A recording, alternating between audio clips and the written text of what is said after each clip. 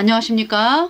자, 이번 시간 먼저 독일어 찬송 단케 예슈스, 예수님 감사합니다. 이 찬송을 시작으로 시간을 시작하겠습니다.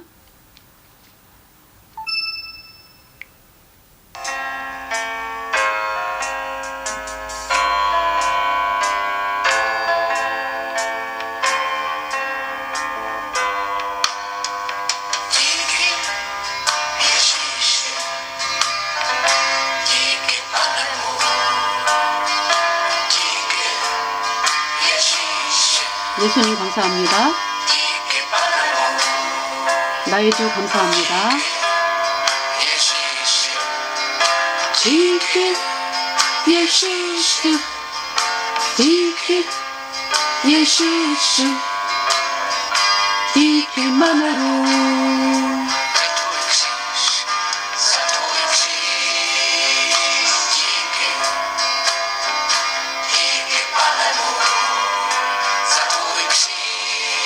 예수님의 십자가를 인하여 예수님께 감사합니다.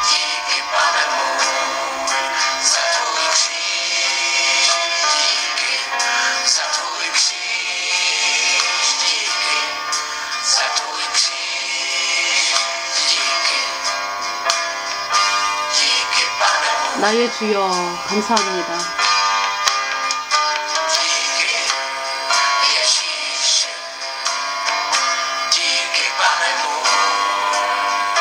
디케 예수스, 디케만으로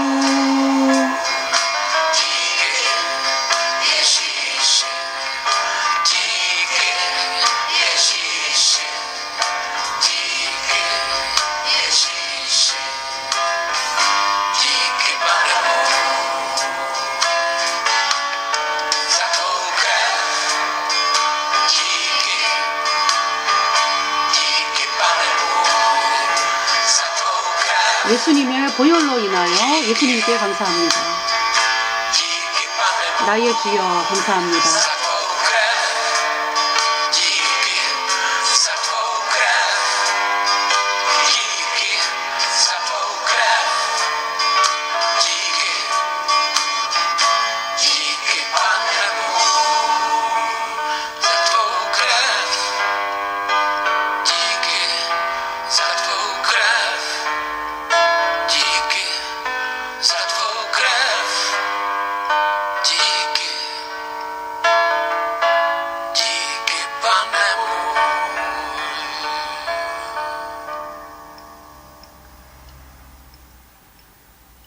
네,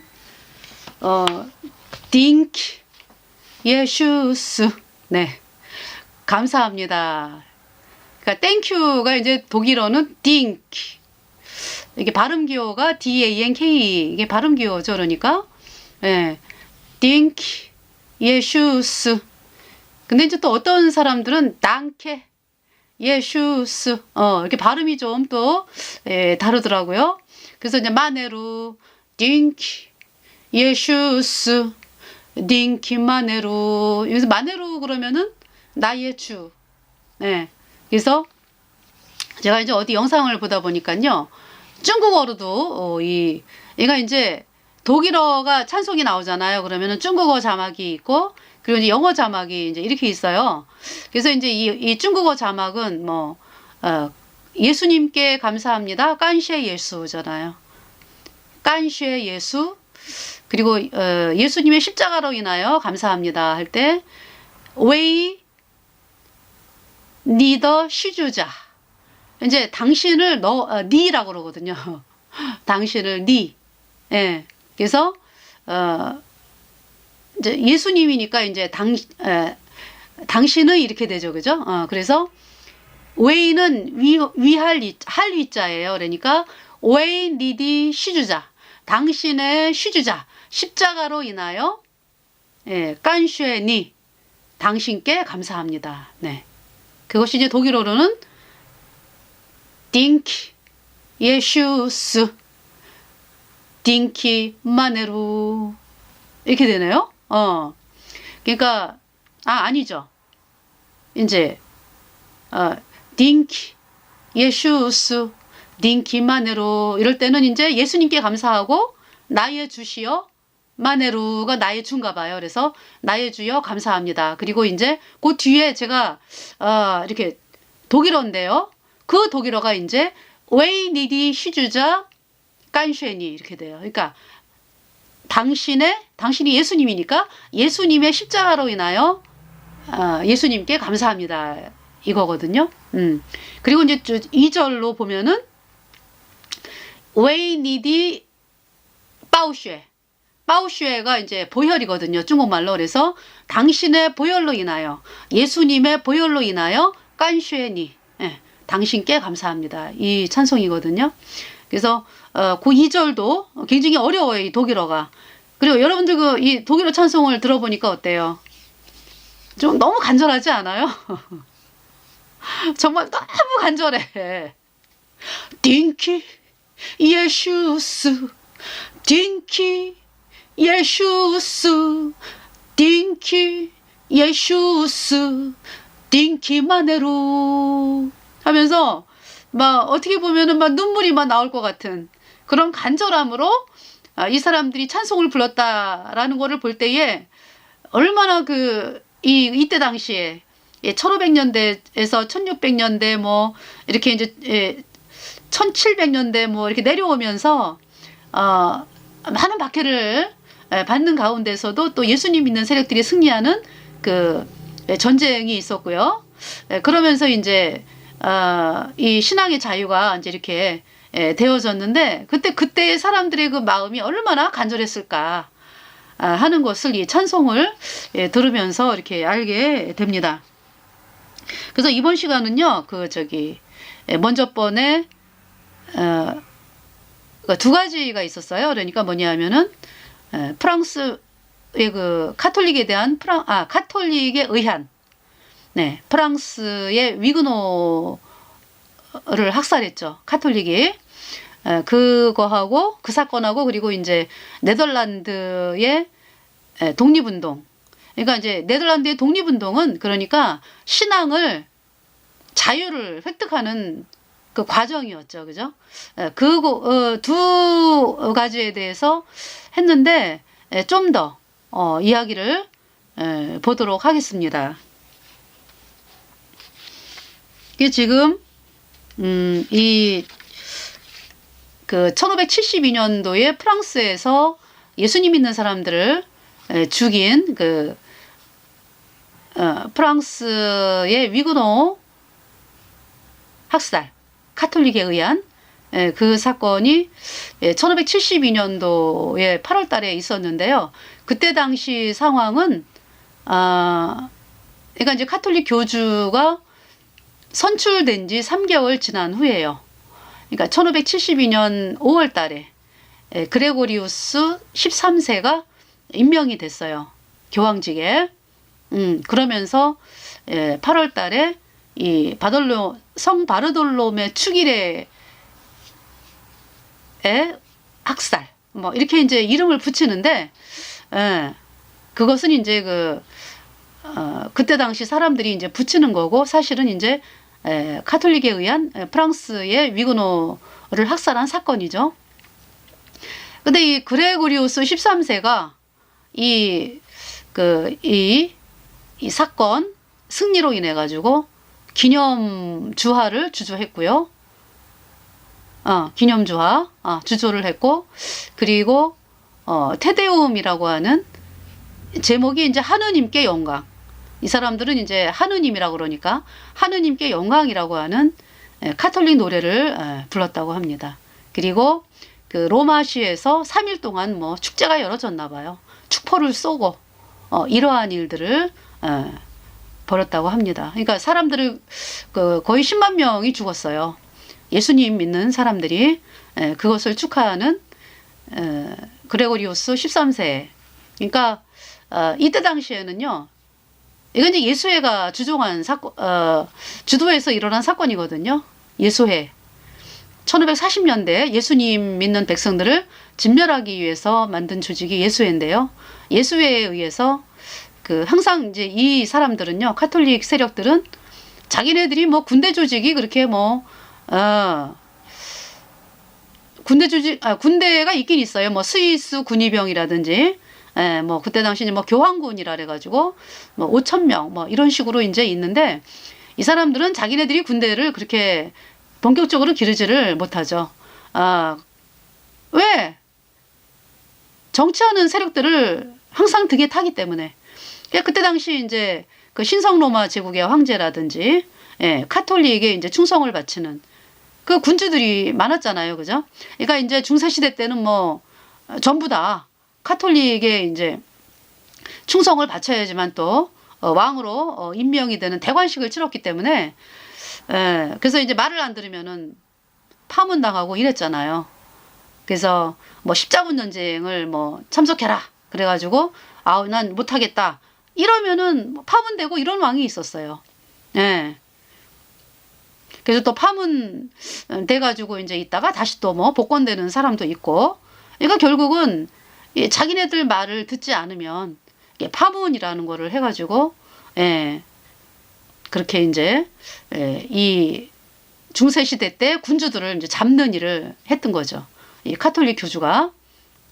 그러니까 이제 항상 중세 시대 때 그 암흑 시대 때에는 로마 카톨릭 교황에 충성을 해야 군주로서 어떤 뭐 잘못을 해도 교황청에서 뒤에서 막 이렇게 도와주고 이러면은 사람들을 또 이 카톨릭 교인들이 많잖아요.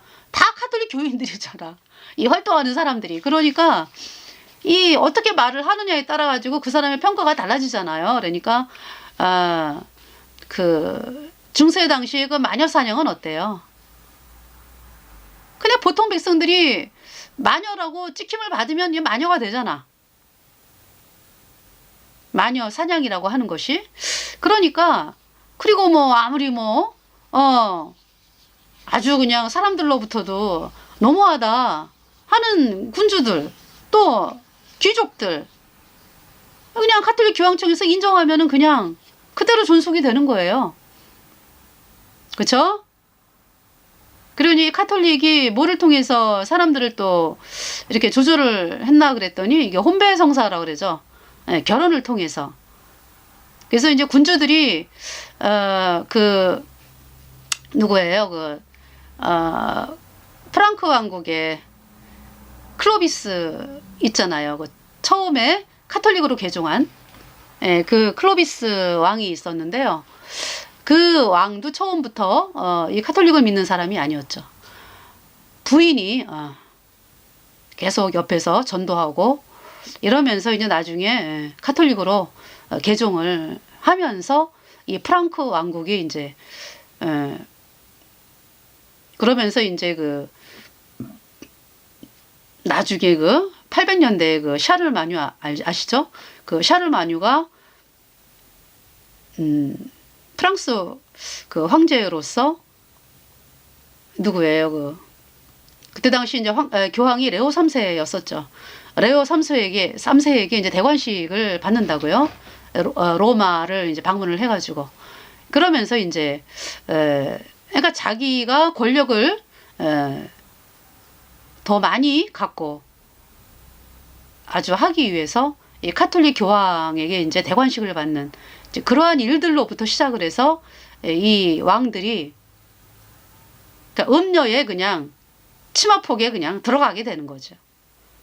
그러면서 이제 중세가 이제 카톨릭 교주의 어떤 결혼도 이제 카톨릭 교황이 허락하지 않으면 결혼을 할 수가 없죠. 왜? 혼배 성사를 해야 되는데. 그 혼배 성사라는 게 뭐예요? 지금도 그렇잖아요. 지금도 그 결혼을 하려면은 보니까 어떤 그 교리 공부를 또 하더라고요. 이 배우자가 카톨릭 신도가 아닐 때 가서 이제 교리를 배우고 그리고 이제 뭐 또 허가증을 받고 이러한 일들이 있어요. 그러니까 결국은 로마 카톨릭이 되지 않으면 결혼이 허가가 되지 않는 거죠. 그러니까 지금도 이런데 지금 이 자유로운 시대에도 그러한 제도가 있는데 중세 시대 때는 왕들이 이제 결혼을 할 때 부인을 왜 로마 카톨릭 그 교황의 그 주례하에 결혼이 돼야 되기 때문에 그렇잖아요. 그 부인들이 뭐 가톨릭이 아니고 이런 경우가 있을 수가 없죠. 그쵸? 그러면서 이제 그러니까 결국 있잖아요. 그 프랑스하고 영국하고 뭐 서로 왔다 갔다 하면서 혈연 관계를 맺고 뭐 결혼식을 하고 이러한 모든 것들이 다 로마 카톨릭의 그 교주들을 통해서 나왔다는 거죠. 그러니까 나라와 나라 사이에 결혼을 하고 그래서 카톨릭의 세력이 공고해지고 이제 이러한 일들 이제 해온 거죠. 그래서 이 혼배성사 또 이제 1215년도에는 고해성사가 발표가 되더라고요. 그 카톨릭 교주 이노센트 3세에 의해서 고해성사를 이제 하게끔 이제 하는 거였는데 그 전부터 고해성사가 있었겠죠. 근데 이 고해성사라고 하는 것이 이제 더 확실하게 사람들을 그 정보를 캐내 가지고 사람들을 이렇게 통치할 수 있는 이제 그러한 것이 된 거죠. 이 고해성사라고 하는 것이. 그래서 1215년도로 나오더라고요. 그래 1215년도에 이제 카톨릭 교주 이노센트 3세가 그때 4차 라테란 공의에서 이제 이 화채서를 또 발표를 했고요. 이 화채설이라고 하는 게 뭐예요? 그 신부가 이제 이게 둥그런 빵을 갖다가 이렇게 태양신을 향해서 이제 올렸다가 내려가지고 그것을 신도의 입속에 집어넣으면은 꿀꺽하고 넘어가는 순간에 뭐예요? 그 떡이 이제 예수님의 몸으로 변해서 네 죄가 씻어졌어 이거잖아. 이게 화채설이잖아, 그죠? 화자 몸체자 몸으로 변했다. 그러니까 로마 카톨릭에서의 그 죄는 누가 씻어주는 거야, 그러니까 떡이 씻어주는 거야, 그죠? 누가 그 떡을 대령했을 때? 로마 카톨릭 사제가. 그러니까 너무 웃긴 거죠. 아니 어떻게 그 떡이 사람의 죄를 씻어주나? 이 떡은 음식이잖아, 음식. 그 어떻게 떡이 사람들의 죄를 씻어주나요? 그걸 이제 로마 카톨릭 이제 그 사제가 올렸다가 내릴 때, 결국 이제 그 예수님의 몸으로 변했다라는 것인데, 그 결국 가만히 여러분들 생각을 해보면 누가 변하게 한다는 거야, 그러니까 카톨릭 사제가 떡을 올렸다가 내리면은 그 예수님의 몸이 이제 그 안에 들어가가지고 예수님의 몸으로 변해가지고,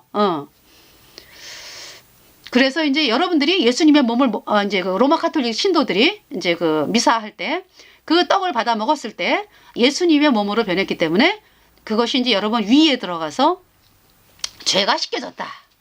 이게 화채설이잖아, 그죠? 완전히 이건 사기야. 어떻게 떡이 예수님의 몸으로 변합니까? 예수님은 2000년 전에 다 이루었다 그러고 올라가셨어요. 다 이루었다. 너희들이 할 것 없어. 다 이루었어. 예수님의, 여기 나오잖아요. 이 피켓에 예수님의 피로 영원한 속죄 의롭다. 다 이루었다. 무엇으로? 예수님의 보혈이 십자가에서 흘렀잖아. 응? 예수님의 보혈이. 그 보혈은 무슨 뜻입니까? 그러니까 무엇을 말하는 것입니까? 예수님이 여러분 죄값 대신하여 심판당했다. 예수님은 왜 십자가에 못 박혔죠? 예수님은 하나님이기 때문에 죽을 수도 없어. 근데 죽으셨어. 그죠? 왜? 여러분의 죄를 다 짊어지고 가셨기 때문에. 여러분이 죄 때문에 영원한 지옥에 가는 존재로 태어났잖아. 그래서 여러분의 죄를 다 짊어지고 대신 다 가져가셨어요. 그래서 여러분 대신 죄인이 된 거예요. 예수님이. 여러분은 살리고. 그래서 예수님이 십자가에서 심판을 당하셨습니다. 십자가에 못 박혀 한 것은 이제 그러니까 이제 그때 당시 뭐 대제사장, 서기관, 바리새인들 뭐 이었지만은요. 사실은 내 죄가 예수님을 그렇게 대신 심판당하게 한 것이에요. 그래서 예수님이 십자가에서 내 죄값 대신하여 심판을 당하고 우리 죄값 다 치렀다고. 그리고 그 하나님의 피는, 예수님의 피는 영원한 하나님의 피이기 때문에 여러분의 죄를 영원히 씻어요. 영원히 씻고도 남아. 예수님의 피는 하나님의 피이기 때문에, 영생하시는 분의 피이기 때문에. 그분이 죽으신 것은 여러분 죄값 대신하여 심판을 당하고, 예수님이 그 십자가에서 피 흘리셨잖아, 그죠? 그 피는요 이미 흘려졌어, 2000년 전에. 그래서 여러분의 죄가 영원히 깨끗하게 씻겨졌습니다. 그래서 그 여러분을 영원히 죄 없다 하심을 인하여 그 보증으로 부활하셨습니다. 그 예수님의 부활은, 예수님이 부활하셨잖아, 다시 살아나셨잖아, 그죠? 그 예수님의 부활은 여러분 죄를 영원히 깨끗하게 다 씻었다라는 증거입니다. 증거, 영수증. 그래서 부활하셨어요. 그래서 하늘나라 올라가셨잖아. 앉아 계시죠 지금. 예. 그분이 여러분의 구세주예요. 그러니까 여러분의 죄는 언제 씻어진 거야? 여러분의 죄는 2000년 전에 예수님의 피로 단 한 번에 영원히 깨끗하게 씻겨져서 여러분을 영원히 죄 없다 선포하셨어요. 이 말씀이 복음이에요. 그러니까 여러분들이 왜 여태까지 죄인이었는데 이 복음을 안 믿었잖아, 여러분들이. 그죠? 이제 이 복음이 여러분들에게 믿어지면은 여러분이 뭐 내가 뭐 이 복음을 당장 들었다고 뭐 당장 믿어지는 사람도 있어. 근데 왜 늦게 믿어지는 사람은 왜 그래요? 이 복음을 들었을 때 아유 내가 지금 죄 때문에 지옥 가는 인간인 것도 모르겠는데, 그런 사람에게 이 복음은 믿어지지 않아요. 예. 어떤 사람이 이제 구원을 받게 됩니까? 그러니까 내가 죄 때문에 정말 나는 지금 죽으면 영원한 지옥이구나. 나는 아무것도 할 수 없구나. 네, 이렇게 심령이 낮아진 사람 있잖아요. 그 사람이 이 복음이 믿어지는 거야. 그러니까 이 뭐라 그럴까요? 이 복음을 받아들인다라는 얘기는요. 그 전에 다 뭐가 되었어요? 오직 하나님만이 두려워. 내가 두려운 존재는 오직 하나님. 막 제 간증이거든요. 하나님만 보였어요. 이 구원받기 바로 직전에 내 상태가 예수님 오시면 어떡하나. 나 지금 죽으면 지옥 가는데 차를 타고 가다가 사고가 나면, 만에 하나 사고가 나면 난 지옥으로 가는구나. 이 상태에 갔었어요, 제 마음이. 그러면서 하나님 정말 저 구원받게 해주세요. 아주 그냥 구원받게 해주세요도 내 맘대로 구원을 뭐 달라 이런 얘기가 아니야. 그런 마음이 아니고 지옥 가는구나. 어떡하지 근데? 구원은 받고 싶은데 내 상태가 하나님한테 그런 거를 요구할 상태가 아니에요. 내가 아이들한테 하나님 말씀을 잘못 전한 게 죄가 돼가지고 다른 죄는 다 용서받아도 하나님 말씀 잘못 전한 거, 그때 이제 그런 마음이 들어왔거든요. 말씀이 너무 좋아가지고 막 아이들에게 예수 믿고 천국 가야 된다 여러 가지 이제 말씀을 전했는데 어느 순간인가 제가 죄인인 거를 깨닫지 못하기 때문에, 그러니까 죄인은 죄인인데 그렇게 영원한 불못에 갈 만한 아주 비참한 죄인이고 죄밖에 안 나오는 인간, 이 말씀에 대해서는 제가 그 마음이 안 되더라고요. 그래가지고 마음이 아주 힘들었죠. 그래서 왜 그런 상황이 안 되니까, 그런 상황이 돼야 구원을 받는다는데, 그래서 이제 하나님 앞에 하나님 제가 진짜 비참한 죄인이고 깨닫게 해달라고 그렇게 기도했는데 들어주시더라고요. 근데 어느 순간인가 난 이제 다른 죄는 죄도 아니야. 다른 죄는 다 용서받는데 이 말씀 잘못 전한 죄는 이거는 용서 못 받아. 이제 이런 나름대로의 막 생각에 막 이제 있으면서 나 이제 지옥이구나. 이제 지옥이구나. 이제 하나님 저 구원받게 해주세요라는 말도 정말 죄송해서 말할 수 없는 또 그러한 상태였었어요. 근데 참 감사하게 그런 상태가 돼가지고 이제 있는데 하나님이 이 복음이 믿어지게 하시더라고. 할렐루야. 그래서 제가 이 데살로니가전서 1장 말씀서부터 요한계시록까지 그날 이제 하나님이 이렇게 하셨는데, 데살로니가전서 1장 말씀을 통해서 이제 읽어가면서 복음이 믿어지더라고. 복음을 얼마나 많이 들었는지 몰라, 나는. 안 믿어져가지고 막 집회 쫓아다니고 뭐. 근데 사람들은 빨리 구원을 받는데 저는 안 되는 거예요. 근데 구원받고 보니까 제가 복음 들은 지 한 3달? 예. 근데 그 시간이 참 길었어요, 저에게. 근데 다른 사람들은 이렇게 전도 집회 가가지고 어때요? 복음 듣자마자 막 구원받는 사람들도 있고, 조금 늦게 받는 사람들도 있고, 그런데 저는 그렇게 안 되더라고요, 몇 개월 동안에. 예, 그래가지고, 처음에 이제 복음을 들은 예배당에서, 복음을 듣고, 이제 거듭난 목사님으로부터, 그리고서 이제, 새벽 기도를 가야 되는데, 하나님이 불러내가지고, 새벽 기도를 가야 되는데, 너무 멀어가지고, 거듭난 그 예배당이 너무 멀어가지고, 이제 집 가까운 동네에서 거의 한 2달을, 다녔어요. 복음 없는 데를. 그러다가 이제, 여긴 아니다. 왜냐하면은, 귀신 나타나는 거 해결 못하고, 어떻게 천국 가는지 얘기도 안 해주고, 예, 그래가지고 이제 옮겼죠. 그래서 옮기고서 이제, 거듭난 그 곳에 이제, 발걸음을 돌리고, 그곳에서 이제 그 거듭난 목사님을 통해서 계속 말씀 들으면서 성경을 읽어가면서 기도하면서, 그렇게 이제 제가 구원을 받게 됐습니다. 그래서 이 복음, 그러니까 로마 카톨릭에서 이 화채설 너무 완전 사기죠. 예수님의 피로 영원한 속죄, 이미 다 예수님이 이루어 놓으신 것을 내 마음이 이제 말씀이 들어가면서 예수님의 보혈이 내 마음판에 뿌려지면서 내가 영원히 죄가 없어져서 의인되어 천국 가는 사람이 되었습니다.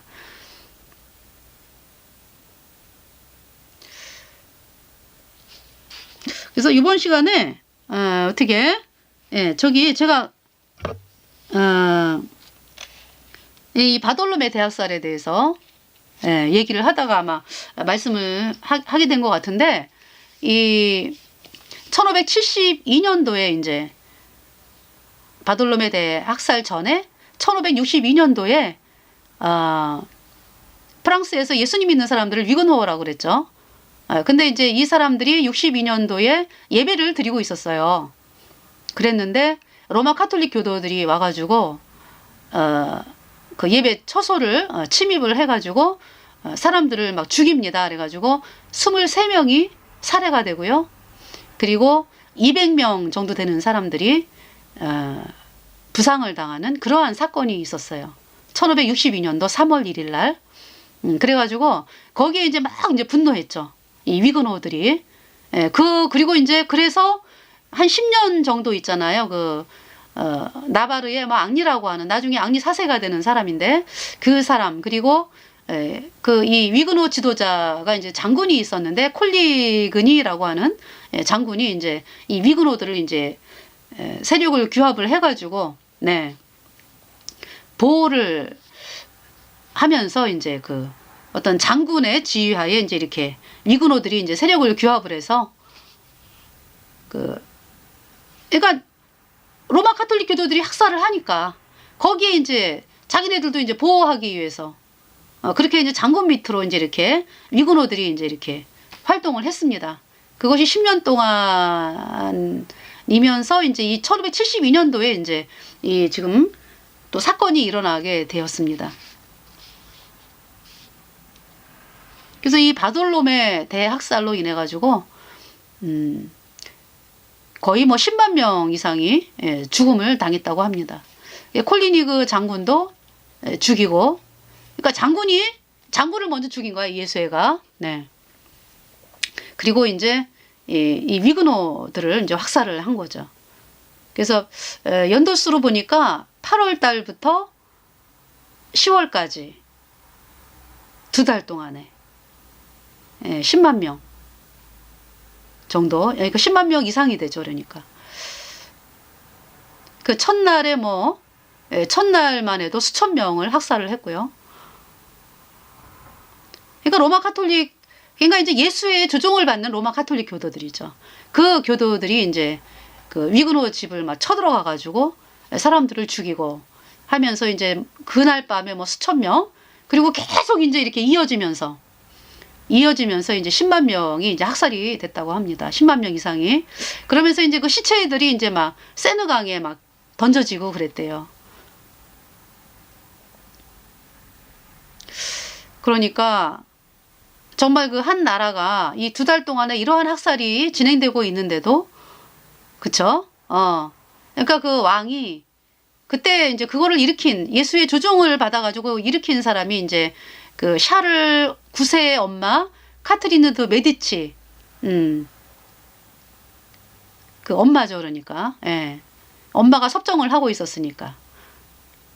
근데 이제 이 문헌을 보니까요, 샤를 9세하고 정작 샤를 9세하고 카트리느 드 메디치는 막 그날 밤에 막 오돌오돌 떨었다고 합니다. 너무 무서워가지고. 그러니까 이제 이 일을 갖다가 한 사람이 기즈공작 가문이었어요. 그러니까 이 기즈공작 가문이 이제 카톨릭 교주에게 충성을 다하는 집안이었죠. 그러니까 예수의 사주를 받고 이제 그 일들을 행한 것입니다. 그러니까 이제 이 샤를 9세는 굉장히 유약하기 때문에 이제 엄마의 섭정, 나이도 어리고 유약하기 때문에 엄마의 섭정을 받고 있었는데, 이 마음이 있잖아요. 그 콜리그니 장군에게로 이렇게, 콜리그니 장군이 믿는 그 예수님 믿는 쪽으로 마음이 많이 기울었다고 합니다. 그러니까 이제 이 예수회가 더 이상 안 되겠다 해가지고 이 전쟁을 일으킨 것이죠. 그러니까 전쟁이 아니라 이 사건을 일으킨 것이죠. 그러면서 이제 힘이 없으니까 이 샤를 9세가, 이 엄마가 지금 장악하고 있기 때문에, 그러면서 이 샤를 9세가 이제 덜덜 떨면서 그날 밤 엄마랑 같이 덜덜 떨면서 그렇게 그 밤을 보냈고요. 그리고 이 샤를 9세가 그 죄책감에 괴로워하다가 결핵에 걸려가지고 결국은 빨리 죽습니다. 이 샤를 9세가.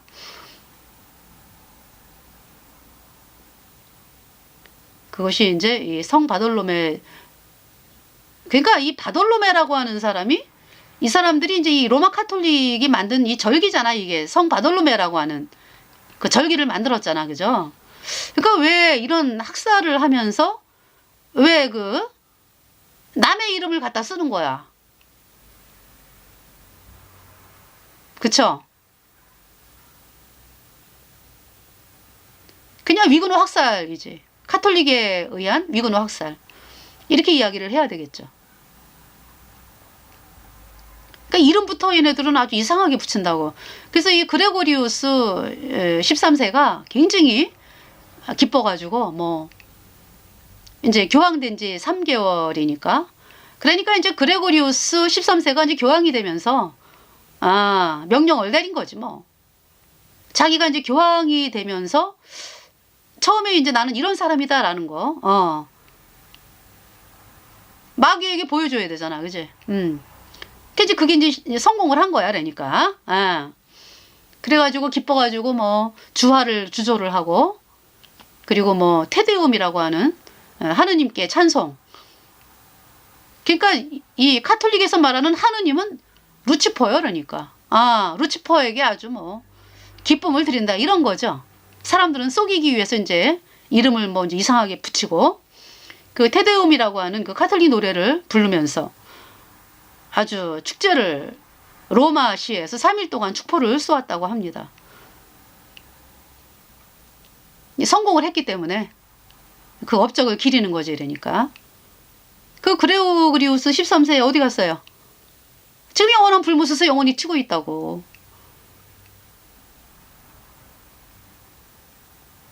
왜 참 있잖아요. 왜 이런 일들을, 하나님을 대적하는 것이 그렇게 소원인가 봐, 얘네들은.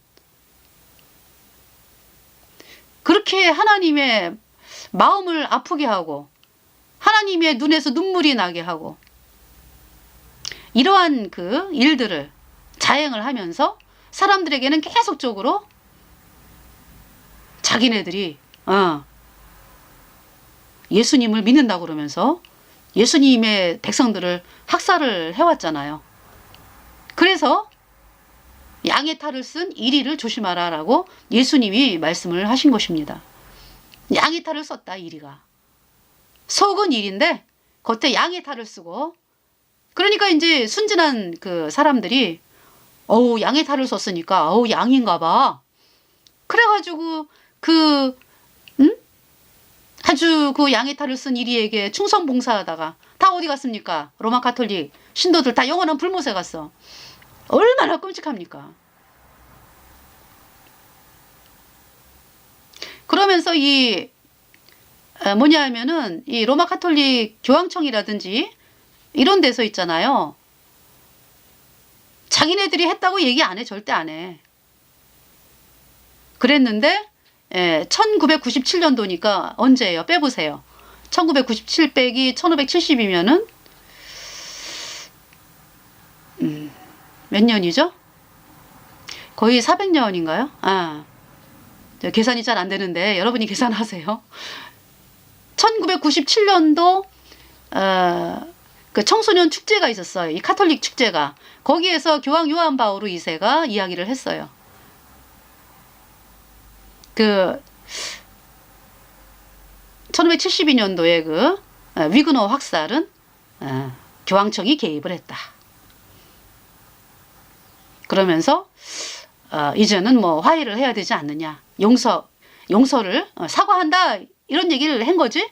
사과하니까 이제 용서를 해야 되지 않겠느냐. 뭐 이런 얘기를 했습니다. 왜 이런 얘기를 합니까? 종교 통합을 해야 되거든, 이제는. 왜? 카톨릭이 막 권력을 잡아가지고 막 음녀를 탄, 짐승을 탄 음녀로서 이 확실하게 권력을 잡은 중세 때는 어때요? 뭐 그냥 이 말을 타고서 이쪽으로 가 그러면 이랴 이쪽으로 가고, 군주들 보고 저쪽으로 가 그러면 저쪽으로 가고. 왜? 누가 주인인데? 말을 탄 여자가 주인이잖아. 로마 가톨릭 음녀가. 그랬는데 이제 그게 무너진 것이 이제 1248년에 종교전쟁을 통해 갖고 로마 가톨릭 세력이 패배를 하면서, 그러면서 이제, 그쵸. 우리 이제 신앙의 자유가 왔잖아. 이제 하나님의 은혜로 이렇게 신앙의 자유가 왔는데, 그러니까 어때요, 이제. 예수님 믿는 세력들이 세지고 하면서.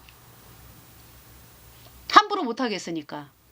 공작은 뒤에서 하면서 사람들에게 종교통합을 외치는 거야, 이제. 이제는 아주 그냥 창녀로서 사람들을 속이면서 결국 목적은 뭡니까? 요한계시록에 나오잖아요.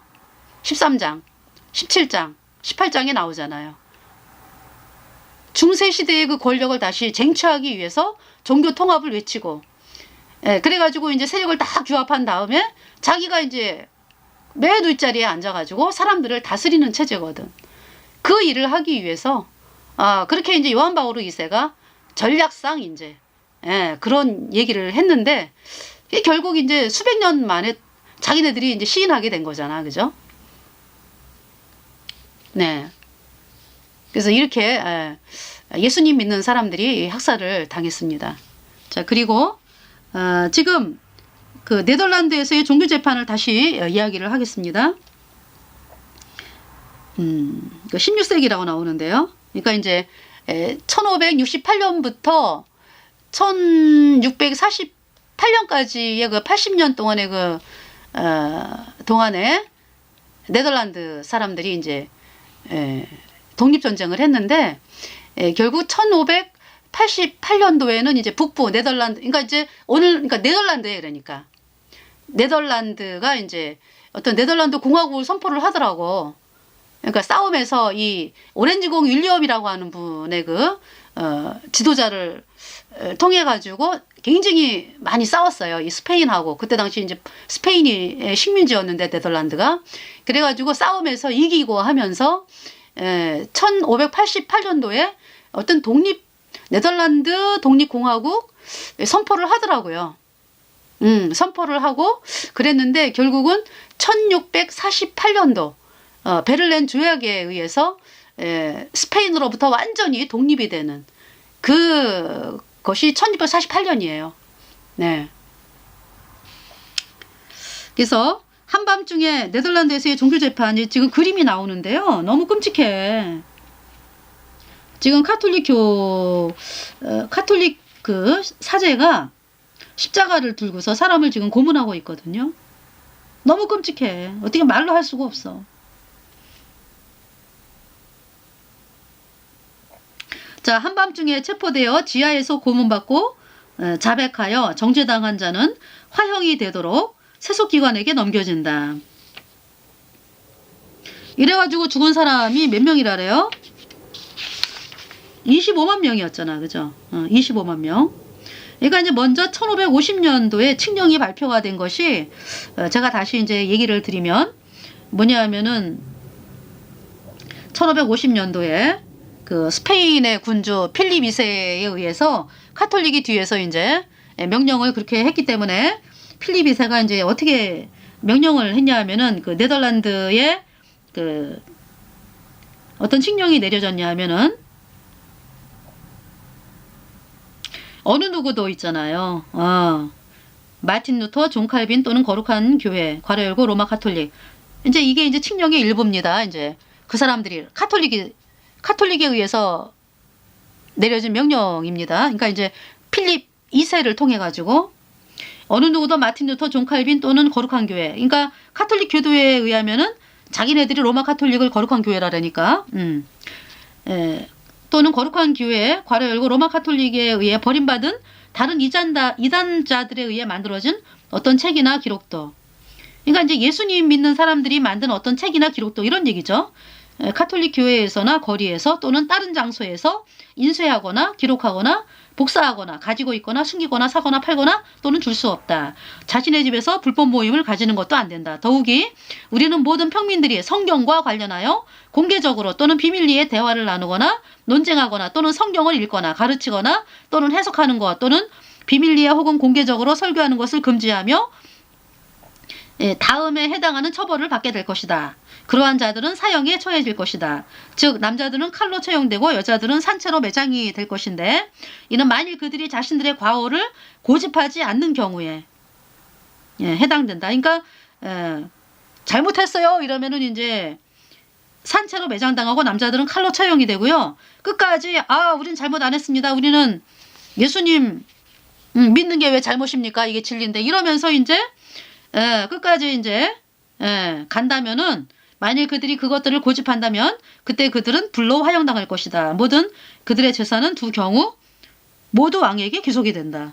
그러니까 뭐 잘못했다고 얘기하는 사람이나 뭐 잘못 안 했다고 이야기하는 사람이나 다 재산이 이제 왕에게 귀속이 된다. 이래가지고 이 법으로 제정된 이 위해를 실행하고자 필립이 알바의 공작이 이끄는 10,000명의 스페인 카톨릭 기병들을 급파해가지고 그 공작은 피일 공의회라고 불리는 사악한 재판소를 설립을 해서 그때 당시 추기경이 그랑빌레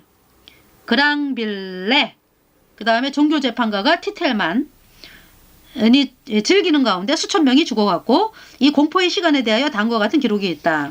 16세기 후반에 스페인 군대는 홀랜드와 플란더즈를 점령했고 종교재판의 선고에 따른 화형불이 그 도시들의 크고 작은 시장 광장에 타올랐다.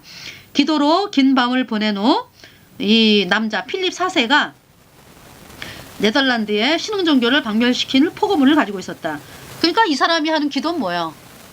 네덜란드 예수님 믿는 사람들을 박멸하게 아주 무사히 박멸하게 해달라. 이런 기도를 누구에게 드리는 거야? 누구에게 올리는 거야? 자기네들은 카톨릭을 믿기 때문에 이 필립 2세가 결국 이 카톨릭이 믿는 신이 마귀란 얘기지. 그러니까 루치퍼. 자, 10년 이상, 그래서 10년 이상 그의 뜻에 따라 고문실에서 교수대에서 그리고 장작더미 위에서 네덜란드인 중 25만 명의 남자와 여자들이 죽어왔다. 귀족들과 평민들, 노인들과 청년들, 부자와 가난한 자들 모두가 잦은 은밀한 고발에 따라 대종교재판가인 티텔맨 신부와 자비를 모르는 그의 보좌 신부들을 대면하기 위해서 그들의 가정에서 끌려 나왔다. 25만 명이 이렇게 화형에 처해지고 비참하게 죽임을 당했습니다. 10년 동안. 그래서 여기에서 이제 그 오렌지공 윌리엄이라고 하는 사람이 이 사람이 제친내교도더라고요. 보니까 예수님 믿는 사람이었어요. 그래가지고 지도자가 돼가지고 전투를 벌였습니다. 사람들과. 그래가지고 이 사람은 활동만 하다가 예수의 사람에 의해서 암살이 됐고요. 그것이 이제 1584년이에요. 그리고 이제 그 아들이 있어. 모리스 왕자라고 있는데 그 왕자가 이제 끝까지 독립전쟁을 하면서 결국은 1648년에 최종 승리를 이제 거두게 되는 것입니다. 그래서 오렌지공 윌리엄이 1584년에 굉장히 용감하게 싸웠대요. 이 네덜란드. 그러니까 다 예수님 믿는 사람들이야, 그러니까. 독립운동 하는 사람들이. 그래가지고, 말이 독립전쟁이지, 이제 어떤 종교의 자유를 위해서 싸우는 사람들이죠. 예수님 믿는 신앙을 위해서 싸우는 사람들이었죠. 그래가지고, 이 사람들이 이제 굉장히 용감하게 싸우다가 또, 여기 나오죠. 그 거지들은 이 거지들이라래. 그러니까 얼마나 그 고통을 당하고 자 힘들게 싸웠으면은 이 독립하는 사람들을 네덜란드 독립운동 하는 사람들 그러니까 프로테스탄트들 그러니까 예수님 믿는 사람들은 항상 스페인 적들과 교전했고 만일 그 전투에서 자기들이 지게 될 것임을 감지했다면 그들은 함께 모여 주의 만찬을 먹은 후에 화약고를 폭파시켜 그 적들과 함께 영원으로 날려갔다. 그래서 이 오렌지공 윌리엄이 이제 국민들에게 사랑을 받았고 종교 자유의 조상이 되었으며 그는 아나베프티스트 즉 재침례 교도들이 무저항주의자들이었기 때문에 그들에게 전선으로 가라고 강요하지는 않았습니다. 그러니까 자원하는 사람들만 이렇게 이제 전쟁을 하게 된 것이고요. 그는 더욱이 유럽의 유대인들에게도 종교적 자유를 주었기 때문에 그 암스테르담으로 수많은 유대인들이 이주하게 되었고요. 그래서 이제 윌리엄은 궁극적으로 자신의 아들 모리스 왕자를 그 나이에 가장 위대한 군인으로 만들어가지고 모리스 왕자는 예수여와 그들의 도구 필립 2세 치하의 스페인 제국과의 80년 전쟁 후에 1648년에 최종 승리를 거두는데 이제 공헌했고 그래서 분명하게 예수에는 오렌지공 윌리엄을 증오했기 때문에 그 오렌지공 윌리엄의 장남은 카톨릭 교도였어요. 그러니까 로마 카톨릭 교도로 양육받고 있던 그의 장남을 유괴했고 예수애가 그 상심한 아버지는 결코 그 아들을 다시 보지 못했으며 윌리엄을 암살하려는 몇 차례의 시도 후에 1584년 어느 슬픈 날 그들은 마침내 예수애는 성공을 거뒀어요. 그래서 그들의 도구는 발다자르 제라드였는데요. 예수의 그 서약에 따라서 네덜란드 그 지도자인 이 오렌지공 윌리엄을 피스톨로 3번 쏘고 총알의 독이 혈관을 통해 퍼지는 동안에 윌리엄은 마지막으로 말을 했습니다. 오 나의 하나님 이 불쌍한 백성들에게 긍휼을 베푸셔서. 그래서 이 발다자르 제라드가 이제 예수의 암살자의 손에 의해서 이 발다자르 제라드가 예수의 암살자였는데요. 이 사람에 의해서 그 오렌지공 윌리엄이 이제 죽임을 당했습니다. 그래서 예수의 암살자인 발다자르 제라드가 무슨 서약을 했겠습니까? 나는 온 지표로부터 모든 이단자들을 근절시키기 위해서 모든 이단자들에 대항하여 무자비한 전쟁을 벌이고 싸울 것이다. 공개적으로 그렇게 할 수 없을 때 나는 은밀하게 납총을 사용할 것이다. 이 납총에 의해서 예수의 암살자인 발다자르 제라드가 쏜 납총에 의해서 오렌지공 윌리엄이 죽임을 당했습니다. 그래서 이제 이 오렌지공 윌리엄에 대해서 다시 보면은요, 이분은 1533년도에 출생해서 1584년도에 죽임을 당했고요. 그 네덜란드 공화국의 이제 지도자로 활동한 때는 1579년에서 1584년이 되겠습니다. 이 프로테스탄트 성경을 믿는 하나님의 사람은 이제 오렌지공 윌리엄을 이야기합니다. 종교와 정치 자유의 지도자입니다. 그는 네덜란드에 대한 교황의 세속 권력을 붕괴시켰고 필립 2세의 스페인 군대들에 대항하여 정의 수호의 검을 드는 것을 거부했던 그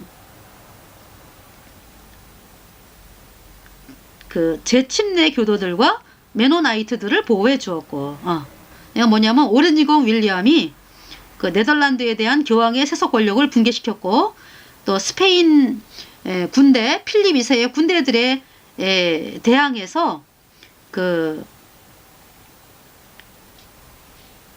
정의 수호의 검을 드는 것을 거부했던 제 침대 교도들과 메노나이트들을 보호해 주었고 이렇게 나오네요. 그러니까 유럽에 박해받는 유대인들에게 피난처를 제공을 했습니다. 그는 예수회가 보낸 피해 예수의 서약에 복종하는 암살자 발다자르 제랄드에 의해서 살해가 되었다.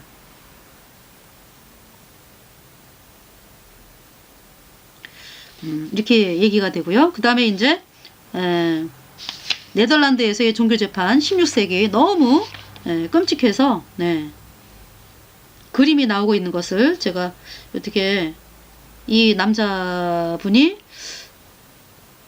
지금 거꾸로 매달려 가지고 밑에는 화로에 불이 있고 그러니까 막 불로 이제 뭐 고문하고 그러는 거죠. 매달려 가지고 이렇게 비참하게 죽임을 당하고 화형당하고 그랬잖아요. 많은 사람들이 그 25만 명이 그렇게 이제 화형의 불로 죽어갔다 이렇게 얘기가 나옵니다. 그래서 이번 시간은 이제 여기까지. 그러니까 먼저 번 시간에 제가 이 위그노 학살, 카톨릭에 의한 위그노 학살과 네덜란드에서의 어떤 종교 재판에 대해서 또 빠진 부분이 있었기 때문에 이렇게 이제 여러분들에게 다시 설명을 드리는 시간을 가졌습니다. 네, 감사합니다.